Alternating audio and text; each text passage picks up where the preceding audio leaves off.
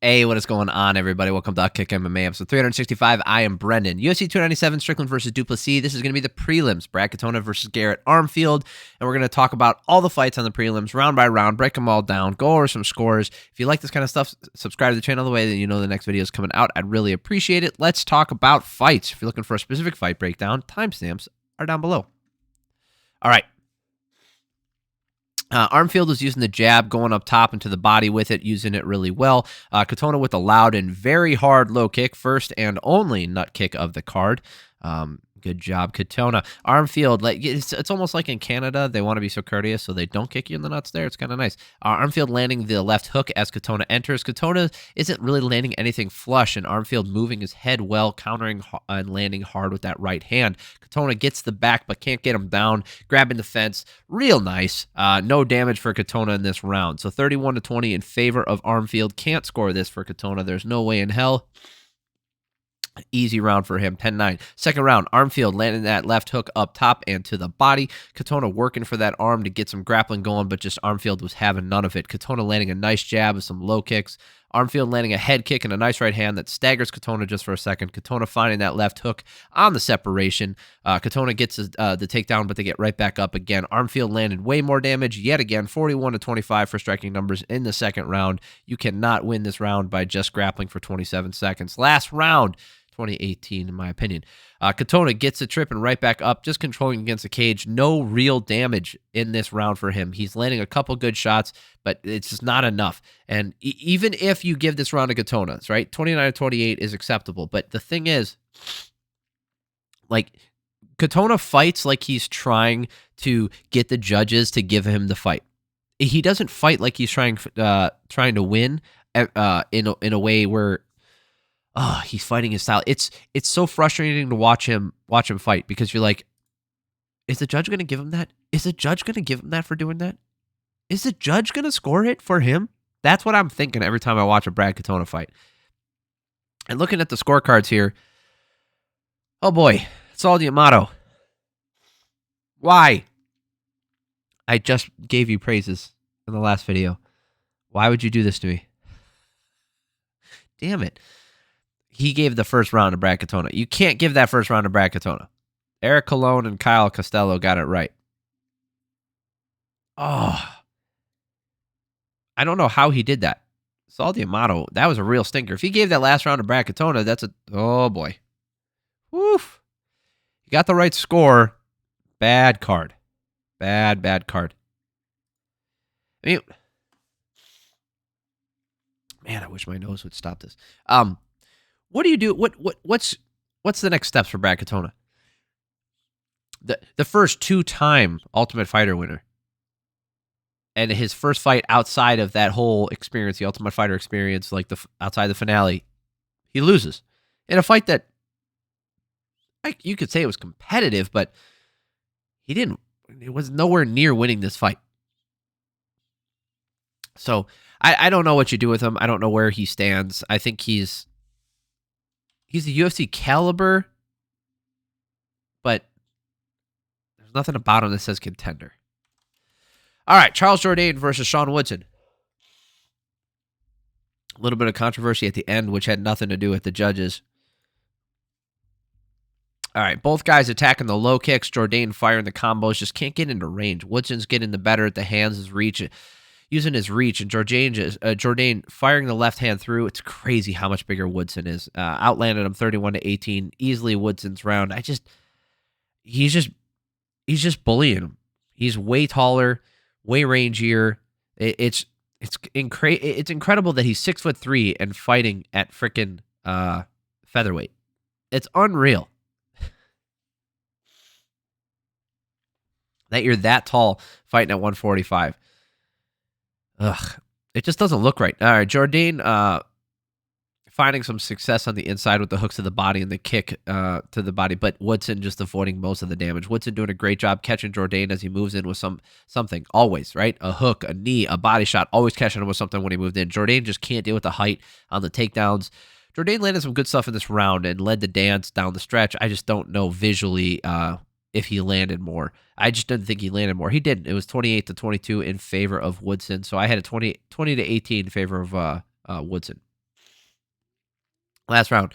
Jourdain's pressuring well, finding moments. Woodson wraps him up and clinches, going for the back. Jourdain landing a hard right hand on the break, and Jourdain nonstop moving forward this round. Jourdain dives on a guillotine to end the round, and I gave him this one, right? I felt like he was attacking. He was landing more. I felt like he landed more hard shots, even though he got outlanded 21-20. That's that's even to me, right? And then the only time that Woodson was in like physical control was, when he went for that takedown at the end, but he was in a guillotine up until like the last 3 seconds of the fight. And that's not really control time, in my opinion. What was weird was there was a ton of confusion at the end because there was a split decision, right? And the split decision went towards Woodson, but they thought that they said Jourdain. So Jourdain raises his hand, his team gets excited, but Sean Woodson won the fight. So there was some confusion there. It was a little awkward. Looking at the scorecards here, see, Derek Clearly and Declan Woods both gave... What the fuck is Declan Woods doing?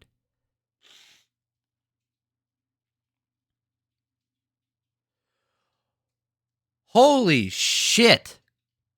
Derek Clearly is the only one on here who has the correct scorecard. Holy crap. Declan Woods gave the first round to Jourdain and the next 2 rounds to Woodson. That last round, I guess you could give to Woodson. I do not see that for Woodson, though. I'm firm on that. And then Patricia Vandermeer gave the first 2 rounds to Jourdain and the last round to Woodson. She must have had them fucking confused. There's no way. She must have thought it was the other person. There is no way you give that that first round to Jourdain. And Declan Wood gave that first round to Jourdain. How is that possible? What were they watching? Fuck, that's bad.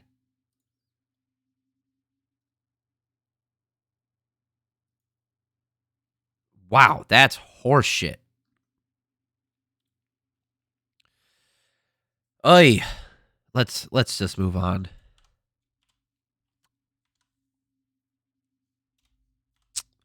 All right, Serhiy versus Ramon Taveras. Taveras missed weight by 4 pounds. That is not cool. First couple weight misses this year. I am going to be tracking that as we go on. Taveras landing a left straight a couple times. He's having to fight off the back foot, landing the low kick. Sidey landing a nice jab and a right straight. Sidey landing that jab, and Taveras landing a hard hook to the body. Taveras landing the left to the body again, dropping Sidey for a second. You got to hit hard to the body if you drop someone like that. Sidey putting more volume out there, but Taveras just landing some hard left hands. Kicks landing for Sidey.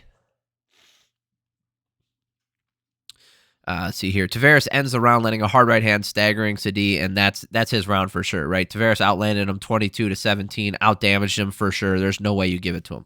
Second round, Taveras is still standing his ground a bit more, landing the jab and going to the body with that left and making Sidey shoot for takedown. Sidey landing a nice right hand, using the kicks up the middle. A 1-2 from Taveras.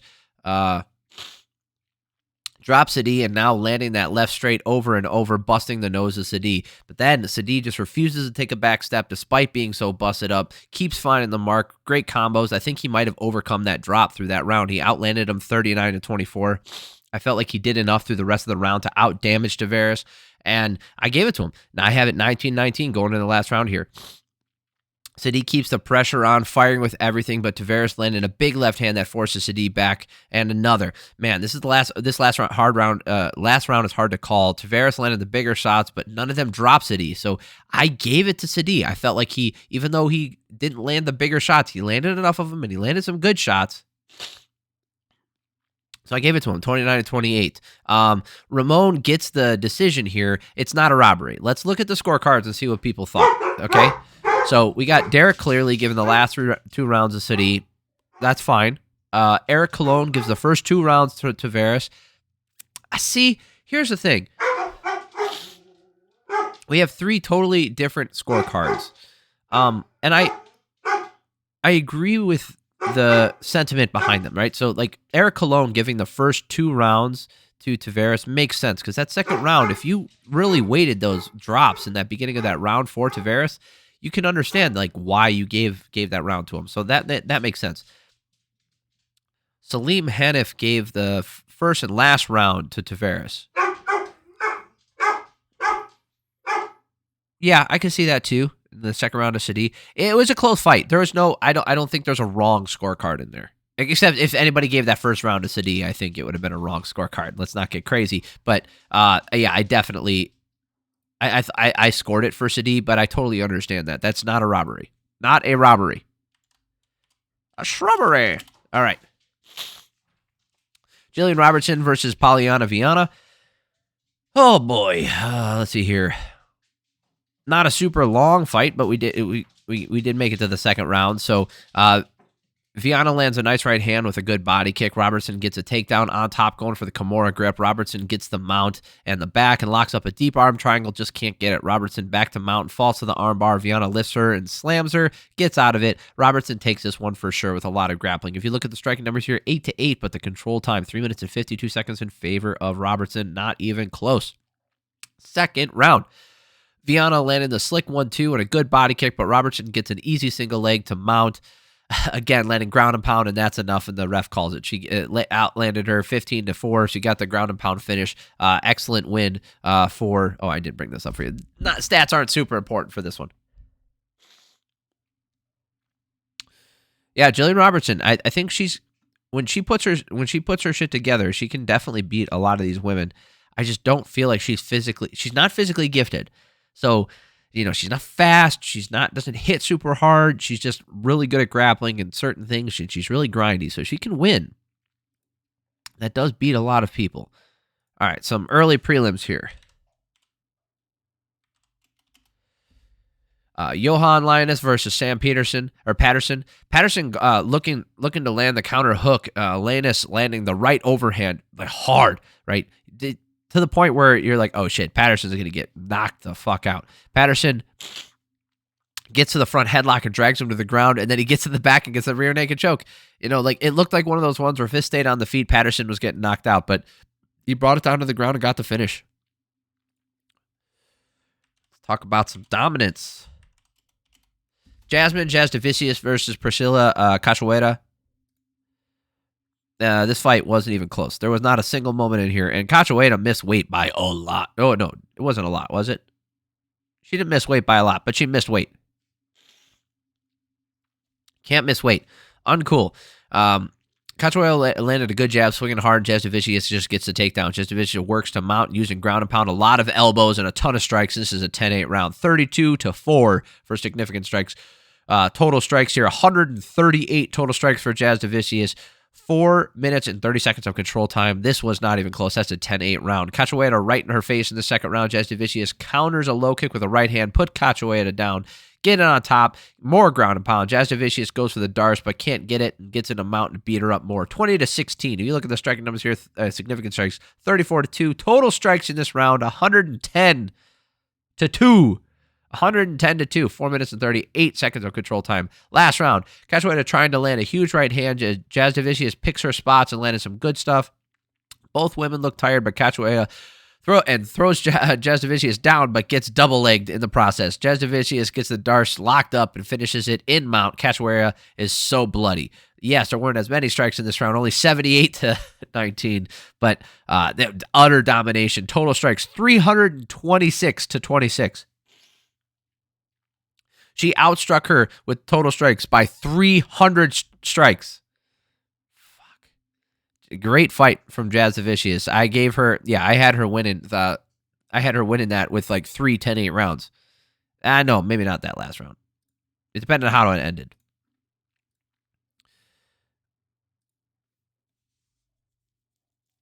All right. How about a tale of 2 rounds? Malcolm Gordon versus Jimmy Flick. Some comebacks on this card. Gordon using the double and triple jab to get right in his face. Gordon getting the hook through and getting him to the cage, getting the body lock takedown. Flick throwing up the triangle. Gordon throwing the elbows to get out of there.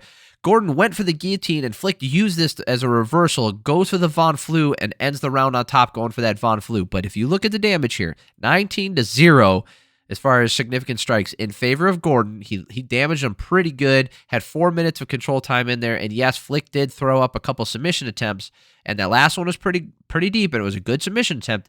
And so was that triangle. He was in a triangle for a while, so it's not like Gordon was like, when he says 4 minutes of control time, was he really in control? Not really, but Flick didn't do anything back, so it was hard to give him. You can't give him this round, okay? I don't care how much you love jiu-jitsu. You can't give him this round.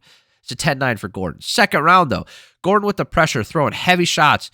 Flick having problems keeping him off, and then gets a single leg, gets on top, gets the arm triangle, and fans are not happy.